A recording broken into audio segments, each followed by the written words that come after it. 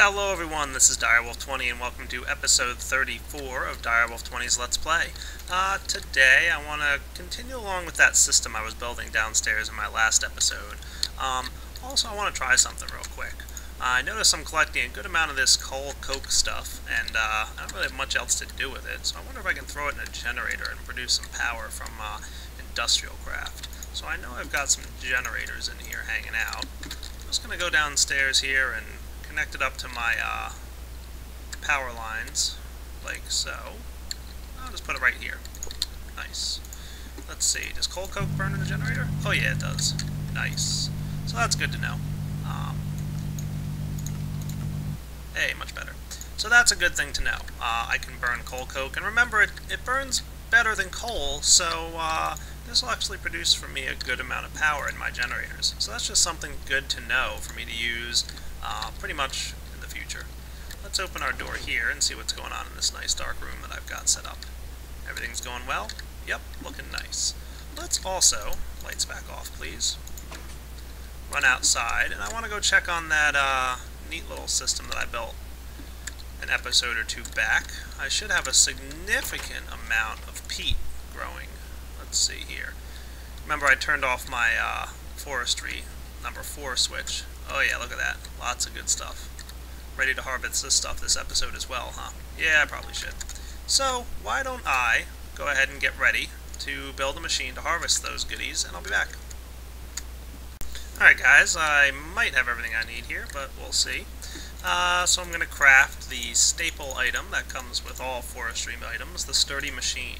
Nice little guy there, hanging out, ready to roll. Grab some copper in the 4 corners, and some glass on the top, bottom, and sides. And we've got the peat bog. But that's not what I want to make, so I think I need to swap these guys. Is that right?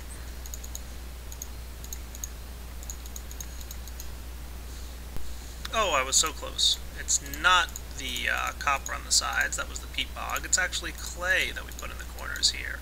That'll get us the turberry. I guess that's how you pronounce that. Turberry? I don't know. You guys know I can't pronounce anything. Let's head outside and get this guy rolling. So, I hope I brought everything I need. If I forgot something, hey, I've got that little auto-requester system. Why not? Might as well use it. So, what does this guy produce? Well, he produces a side effect, dirt. And the dirt we're going to want to send back to our main area, just to get reprocessed and either turned into a scrap or put back into our dirt chest. And, you know, the bog earth stuff will come back and get replanted by the peat bog here, so that's all well and good. Now this guy's transmitting over 15, and his receiving is true. I think for now I'll just plant this guy down right here like so. Get ready to dig underneath here and connect up the power generation. And I'll just place down an item teleport pipe connected to a stone transport pipe. Why not? And we'll plant that guy there and that guy there. Frequency 1, receiving no. This way, any items that get pumped out of this machine, oh boy, it's getting dark out. Any items that get pumped out of this machine will just go back to frequency 0, or frequency 1, I'm sorry. Let's go get through the night, and I'll be right back. Alright, back out here in the daytime. The only thing I need to do is connect some power to this guy, and he should start harvesting this peat bog earth stuff. Let's see. Gonna do what you need to do, guys. Hey, there we go. A bunch of peat's coming out of there. Now I'm gonna knock this guy off real quick. Good enough, right? And it's replanted some of the bog earth, and if we look around here, oh yeah, there it is. So there's bog earth, and there's peat. Plenty of peat was produced as a result of this little farm. Very cool. Now the first thing I want to make sure happens is that we have a spot for this peat to go in our sorting system. So I'm running back to my house. That's why I only ran it for a second. I wanted to produce some peat, but, you know. And the sorting system should pick it up and, you know, not have a problem sorting it. And it should land in our miscellaneous materials chest. There it is.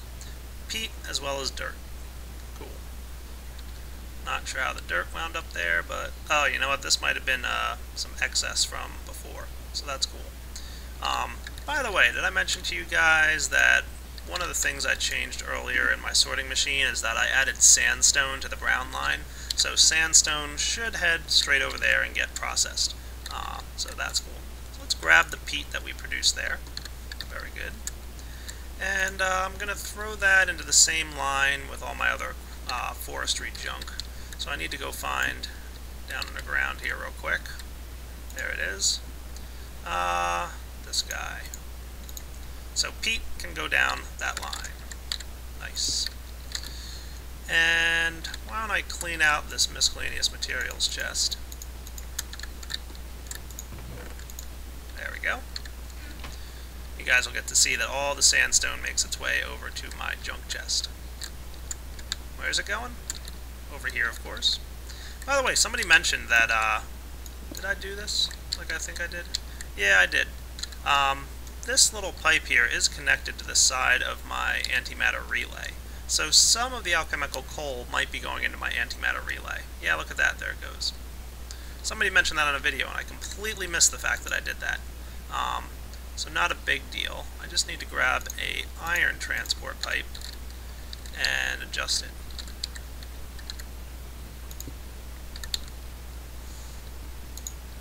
There we go. But of course right now it's facing the wrong direction, so let's get our wrench. Hey, perfect. Wrench is now adjusted it so that iron always go in that direction, no longer a concern. I also knocked off the cover I had here because I didn't like the way that looked. So yeah, sandstone getting trashed. Look at all the EMC I've got. Probably because I've been cooking Mobius fuel for a little while. Wow, I have a lot of Mobius fuel. Alright, back out to the turbery. Let's go hook that power pipe back up, and then we'll start getting a good amount of peat coming in. And we can start using the peat-fired engine, which is a pretty nice little machine, actually. There we go. And peat's on its way. So it's just going to harvest all this stuff, and as you can see, dirt's the byproduct. And then it'll just replant with the, you know, this stuff, the bog earth.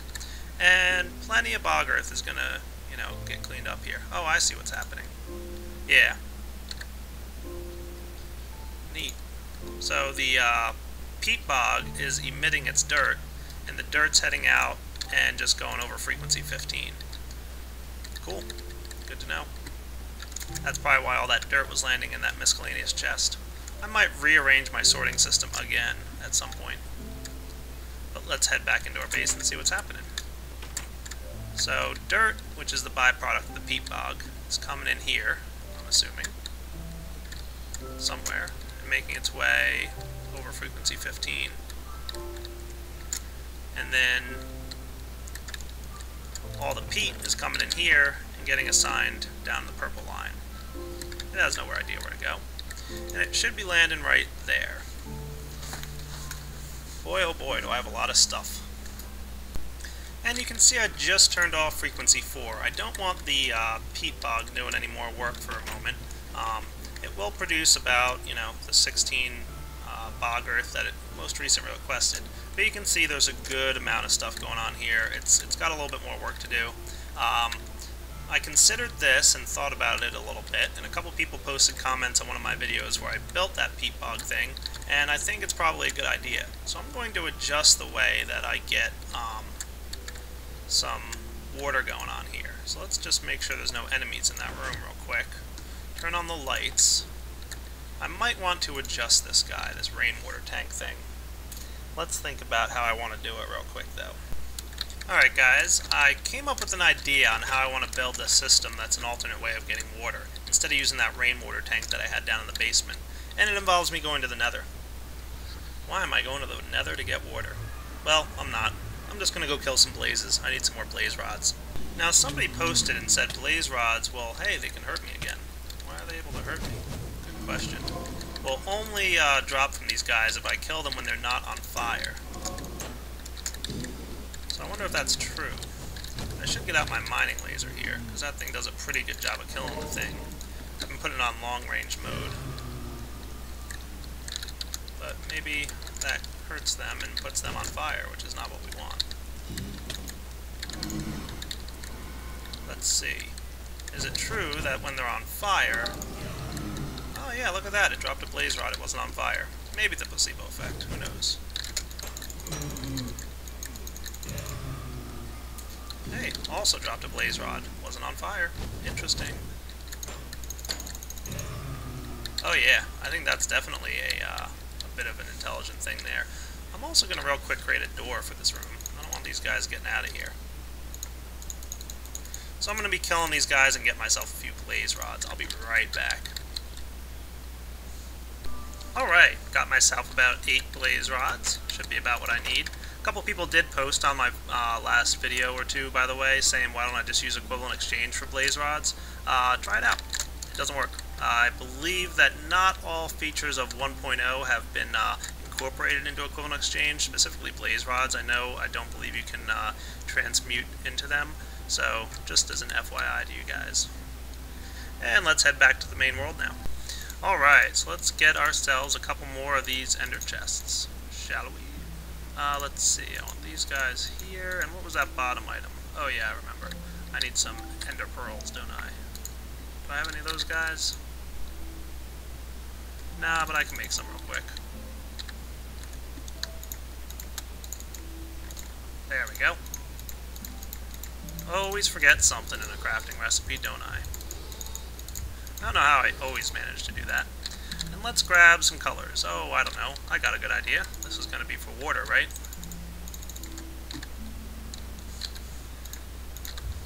Let's make the color of these chests blue, blue, and blue. Sweet. Looking good to me. Alright, so let's go downstairs here and find for me the chest that I'm making this stuff out of. Was it this guy? Yeah, this is it. Okay, cool. How do I want to do this exactly? Let me think about this for a minute. Alright, I decided that the way I want to build this makes it a good time for me to go ahead and switch up this little auto crafting system. I think I mentioned an episode or two ago. I'm just going to switch this and have the crafting pipes visible and have the crafting tables behind the pipes, just so it's fun to watch items flow through as you request items, but also it'll make this next build a little bit neater looking. So I'll be right back after I've moved everything around. Alright, so I've started the process of moving these things. Not a terribly hard thing to do, obviously, and I got to the point where I have my bog earth here. Now what I'm going to do is break this guy first, and then replace down the automatic crafting table behind it. This is what I've been doing for the last couple that I did. And I'll put down my, what was the recipe on that guy? Was it the corners with the sand, or I forget. Right, so that's what I had before. But I'm going to swap this out and make it a water bucket. Water bucket is what's going to make bog earth as well. Now don't forget, because I'm changing this recipe, I have to do the same thing in here. So I'm going to actually grab, I can actually just say import, that should work. Yeah, that works. Look at that, water bucket. Now the trick that I'm going to do here is knowing the fact that automatic crafting tables will automatically pull items from an adjacent inventory if necessary. So I'm going to place an adjacent inventory. Sweet. And that blue ender chest is where it's going to get the water buckets from. So as long as there's some water buckets in there, we're good to go. Excellent. So, let's... Actually, I want to adjust this guy and not tell it about the need for water buckets, because we don't want water buckets flowing through our logistics pipe system. The water buckets will automatically be supplied from this ender chest, so kind of think of this like we did with the Philosopher's Stone. So we got our 4 sand and 4 dirt go in, and 8 bog earth will come out, and the logistics pipe doesn't need to know about the fact that there's going to be water buckets involved. So let me go ahead and rearrange the rest of my system here just to keep things neat. And I'm just wrapping up. Looks like I just finished here for the most part. I have 1 or 2 that I didn't do yet, but this is good enough for now. So I did mean to get around to doing this, so it was as good a time as any. I'll leave this system as it is for now. We can always play with it a little bit more later. But for now, looking good. I might need to move this blue wire cabling here, but I'm not worried about it. And we've got that blue ender chest on the back, right? That's going to be supplying our water buckets. Let's go take care of a water bucket supply system then, shall we? Alright, so cooking myself up a red doped wafer here. You guys should know by now that I'm going to need a deployer. For that I'm going to need a chest. I think is the only thing I don't have for my deployer. Piston, redstone, and some cobblestone. Deployer. Good. Next I'm going to need... oh, I don't know. Let's see. What else will I need? Probably going to need a transposer. No, I'll use a filter. Filters are what I'm probably going to want to have. So that's going to require this guy here and here. And this stuff all along like that. Filter. Looking good. Also going to need some pneumatic tubing. So I've only got 2 of those in there. I must have some in this bag. Yeah, I do. All well and good, though. So let's go check out our water tank that we've got set up. Gonna need that deployer, like so. Might as well get my screwdriver ready. And adjust it. There we go. Deployer. Looking good. Now let me think about this for a minute. Alright, I was thinking about doing this with red power too, but I think it's going to be easier and more compact if I do it the other way. So why don't I get myself some gold gears here real quick. I'm going to request 2 of these guys. And I came down here to do it just so you guys can see the fruits of my labor.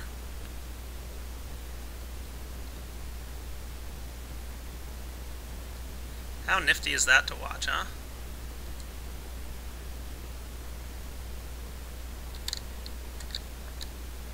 Thank you, gentlemen. And let's go upstairs for real this time.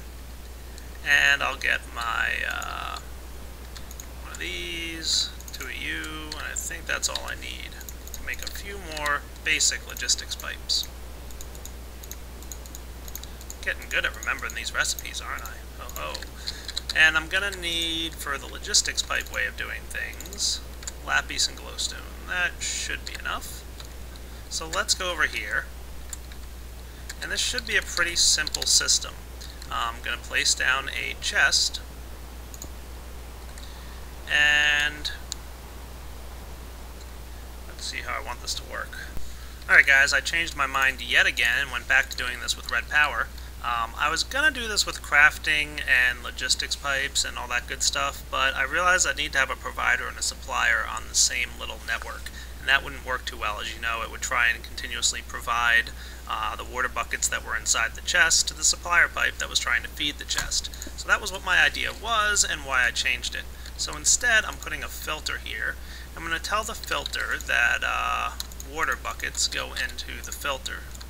Alright, so this filter, when it gets a redstone signal, will pull a water bucket out of the deployer. And we want that water bucket to go right here, like so. Water bucket goes into the ender chest. Then we want a filter on the ender chest, like this. And we want to tell the filter here that empty buckets need to get pulled out of the ender chest. And we can put a pneumatic tube right there. Look how nice and neat that looks, huh? So, deployer. Now I need to put some empty buckets in there. So why don't I go get myself a few of them real quick. All I need to do is grab myself some tin. Yeah, that's the chest that has tin in it, isn't it? Tin obviously being a better resource to do this with. You know, better than iron at least. So what should happen here now, if I place in this deployer, cool. Now I'm also going to need some redstone wiring, which I've got a bit of. And where's my remote orderer? I should have a timer hanging out in my chest that I made in the last episode and never quite used. So, timer, yes, give me that guy please, would you? Many thanks. Now if I run some redstone wiring like this, remember you want to hold shift, and then you can click on your machines without actually affecting them. Nice. And place down my timer right up here on the wall.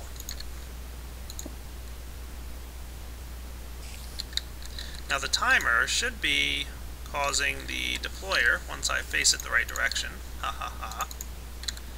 to suck up some water and dump the water into the chest. See? Perfect. I like it.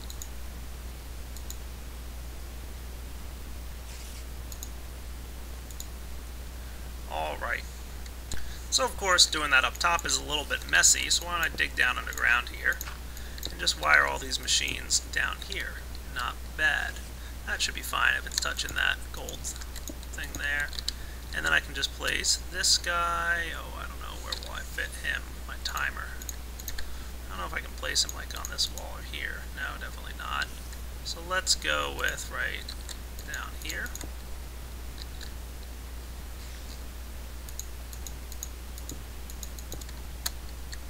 Yeah, it's not going to work. I'm basically going to place my timer underground here somewhere, like so. Can't place it directly, so let's place it like this. That'll work. Get my screwdriver. Just want to make sure the redstone torch is facing up, and that should be good. And I'll leave the default interval of 2 seconds. I think that's more than sufficient to supply this system with a little redstone pulse. You know what, I could even make it like really long. 1 redstone pulse every like 10 seconds should more than suffice for keeping this system powered. Because remember, I'm not going to be needing water buckets as often as that. Once every 10 seconds is like way more than sufficient. So, now I've got water buckets. And if I run over down here, dun dun dun dun dun, and open up this chest, I've also got water buckets. And let's see what happens when I turn on my red power, or my buildcraft engine. Where's my portal gun? There he is. Put an orange portal there, just so I can get back and forth easily. As soon as I go activate my number 4 system. Because what's going to happen when I activate number 4? Well, it's going to try and start planting, yeah, of course that's not going to work. Let's do it now. So the bog peat farm thing should start planting, and when it starts planting, it's going to need to replace the bog earth that it planted. So we should start seeing some dirt and sand coming our way, and bog earth going out the direction that it needs to go. But of course, we're going to get to the point where we've run out of bog earth, aren't we? So now, sand is going to go in here, and dirt, and more bog earth is going to come out. And it's going to grab water out of one of the chests. 10 seconds goes by or so, and the system will pulse, and it'll pull that empty bucket into the system, fill it with water, and move on. More dirt and sand going in. It crafted bog earth. And look at that. It's automatically getting refilled. Oh look, another one got crafted. Cool. And 10 seconds later, it should pull that guy out and send back the water bucket. So I think everything's working perfectly. 10 seconds, as you can see, is way more than enough time. Plenty. So no longer do we have to waste tin, and also keep in mind that this guy was a little bit slow. You know. So, hey, nice idea, but sometimes there's better ones out there, right guys? Cool. So let's close this door and lights. Lights out, door close, and I'll be back in a few minutes. Alright guys, on to another thing to build. Let's grab some of these guys, some of this, some pipe waterproofing is going to sound good. I'm also going to need a redstone engine, so let's go request that one of those guys get built. Maybe I'll request it downstairs, just so I can watch all the fun happen. Cool. I'm going to have that. And I need to build a new machine here. So let me get ready to build that guy real quick as well. What I want to build here is a new type of buildcraft engine. This is called the biogas engine. And there's a particular reason that I'm about to use it here, and I'll show you in a moment. But I will need 2 stone gears, it looks like. So let me get those guys. 2 stone gears. 1, 2. Looks good. And I'm going to need some bronze and a piston. So let's grab our supplier system here, a piston, and rare stuff. I'm going to need some bronze ingots. And that should be good. Now my bronze gears, or my stone gears, should be showing up any minute, and I'll upgrade them to bronze gears. Probably. Yeah, that's it. So take bronze ingots around a stone gear and get a bronze gear. Cool. And use the bronze gear in our familiar recipe that we use to make buildcraft engines, and we've got the biogas engine. Now this is a particularly interesting, neat little engine, and I'll show you how he works in just a moment. But before I do that, why don't I go downstairs, and I said I wanted to craft a redstone engine while I was down here real quick, and just watch all the cool items come out. Redstone engine, please. And a bunch of items should be making their way down here any moment. There they all come. Dun da da da da da da da. Fun. So, I want to use the biomass. Any bad guys hanging out in here? No, of course not. Ever since I put a Tesla coil in here, I never get any bad guys. So yeah, let's do that. I'm going to place down first the redstone engine that I got, and I'm going to craft myself a wooden waterproof pipe and a waterproof teleport pipe, because I want to get these good little items out of here. I'll just place it like so. I don't need to see the thing. So, wooden waterproof teleport, this guy here down here. Let's get ourselves, redstone torch to ensure it's always on. 1, 2, 3, 4. And water frequencies I haven't used a lot of. I think I'm up to 3, so I'll use number 4 for all my biomass. And I'm going to set this guy's receiving to true. And just like all the other water teleport pipes that I've got, or liquid teleport pipes, I'm doing that because if there's overflow, I want it to flow back into the pipe system that it came from. So that's cool. And you can see right now it's just hanging out, and obviously the biomass isn't going anywhere. Not a big surprise, I'm sure, because it doesn't have anywhere to go just yet. So let's seal that guy up, and everything looks good. And I'm going to flip this lever on again. And remember that this machine's going to run now and start fermenting and creating biomass for me. And my provider pipes that I have set up somewhere, I forget where I provided them at, but they're going to make sure that saplings and fertilizers stay pretty well supplied in this system, right? There it is. Yep, 5 saplings, 10 fertilizer at all times. And that's going to work out just great.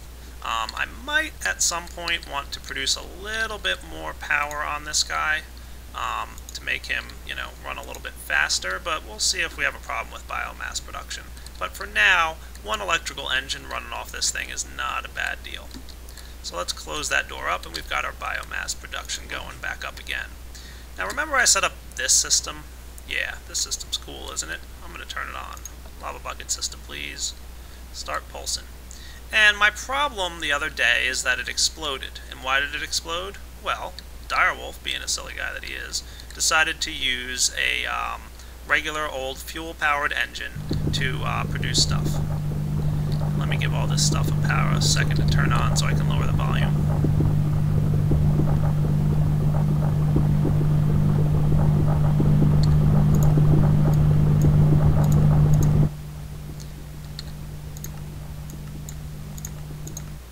There we go.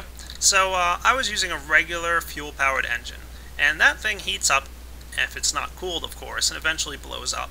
And one of the things I was planning to do eventually with this system was to replace it with a biogas engine. The nice thing about biogas engines being that they never explode. So of course I forgot an item or two, so why don't I get my item teleport pipes here ready, and just request them over frequency 0. Remember, can receive is true. I'm going to need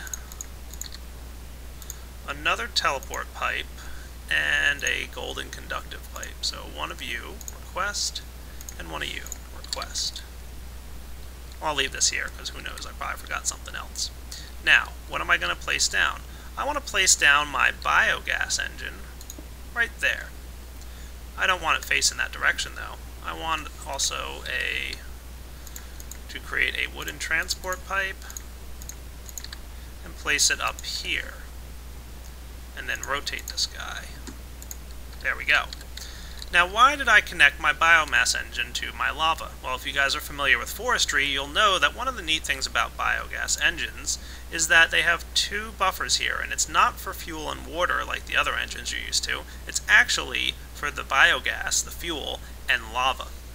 So I'm going to place down my power teleport pipe, which I'm about to craft right here. There we go. And place it right up top like that.